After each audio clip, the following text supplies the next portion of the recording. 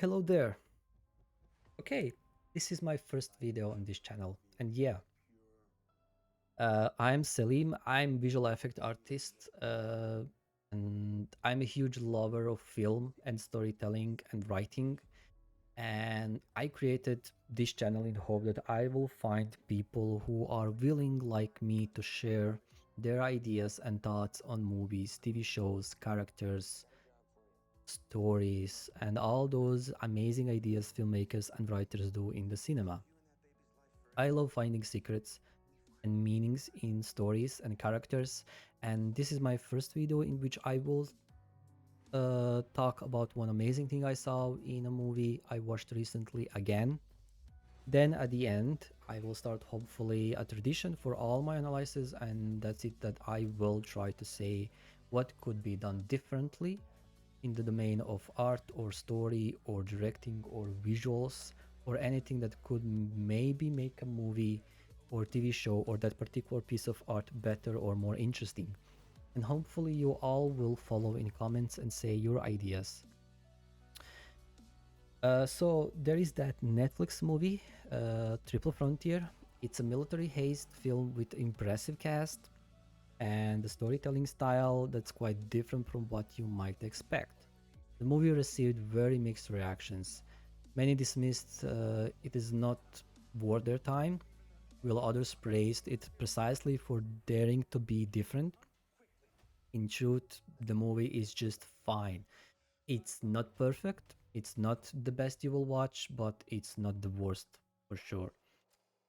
But how many times have we heard critics say that writers and directors are afraid to experiment, afraid to take risks with new ideas? And then when someone finally does take that risk, they torn apart for the same reason. I never understood critics who relentlessly attack and overwhelm film or any other piece of art with endless lists of flaws, even when those films don't deserve that kind of treatment. That's why on this channel I've given myself a mission to talk about meaning meanings in stories, about the storytelling, about deep characters. And I hope that I will have the chance to share more of that with you, the ones who visit, comment, and bring your own ideas in the conversation.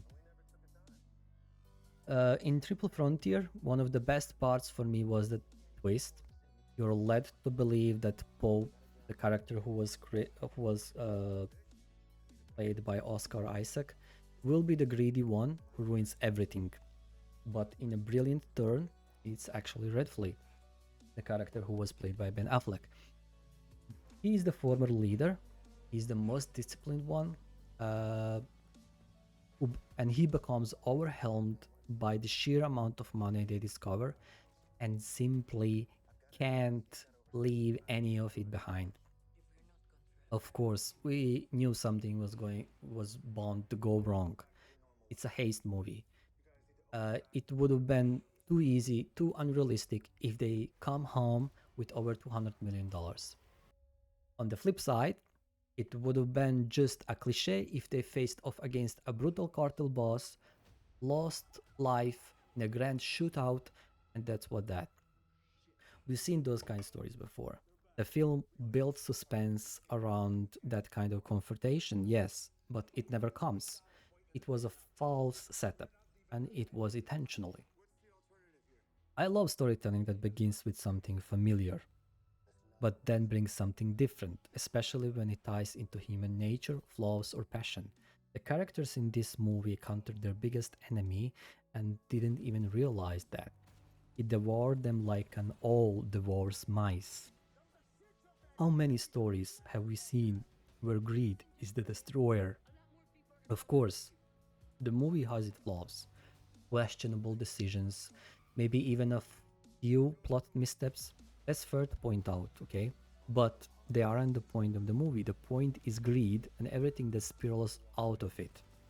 And the brilliance of it is that greed isn't pointed out or explained. It's silent. It creeps in. And in the end, when the man who was supposed to be the strongest, the one with no room for error, he falls. We are reminded that you can't outrun consequences, they will catch up, and if you resist, the punishment only deepens. Remember the scene in the village and the chaos in the mountain. After that, nothing matters anymore. All the money, all that effort, it's meaningless. So, if this movie featured louder, bigger action scenes, it would have overshadowed its message. It would have turned the whole theme of greed into a background detail. And yet, many still say that the third act fell flat. I don't think so. To me, it was the inevitable consequence, the grim weight of what they had done. You find yourself asking how much deeper can they sink. Redemption would that would have been cliche. A massive final shutout that would betray the story soul. This isn't an action movie; it's a psychological action movie, and we need more of these stories that leave you with that inescapable sense of dread. And above all, the bond between the characters was real. You could feel the brotherhood, even with so little time spent developing it. That's incredibly hard to achieve. And then greed tests that bond. There are moments when they question each other and you expect a betrayal, a fight, but it never comes. That's something special. I'm usually against the character stupidity used as a plot device, but this didn't feel like that. Their decisions weren't dumb. They were snap judgments made in moments of decision and temptation. They went too deep, too fast, and by then there was no turning back. That's something we've all seen in real life, the dread, the regret, the momentum of bad choice. That was the realism life. The tension and atmosphere was not perfect, but was well crafted. The cinematography was excellent, not chaotic, not shaky, just focused and thoughtful. The action scenes were really real. They feel real. The visuals were solid, and the acting was flawless. And yes, I watched it again, and I will probably watch it again in the future. Honestly, it's getting harder and harder to find something worth watching these days. Yeah, in the end, what could be done differently in order to make this movie better? I think writers and directors should go more grim and violent in decisions from the moment they crashed with the helicopter. That we saw that Red Flea killed one or two villagers, and they hated that. It hurt them because it wasn't their attention. They're not bad guys. And I think that scene had the potential to make the movie even better if they turned completely out of mind by after that going into a huge fight with the head of the villagers and starting to kill again, which would draw them even more. So the head of the villagers would also be greedy, wanting more money, and they wouldn't want to give it and then fight. Something like Tarantino style violence of decisions and killing. Then later, when they run away with donkeys and monkey money, they will eventually be overtaken by those young men who will shoot them on the mountain and kill one of them, as it originally was. Then I would make that chasing scene crazier, more violent, and punishing for the consequence. Yes, that's it. If you have any thoughts, I'd love to read them, especially if you can compare Triple Frontier to another story. I will try later to include some videos where I will compare some movies or TV shows, and hey, even if you didn't like it, that's totally fine.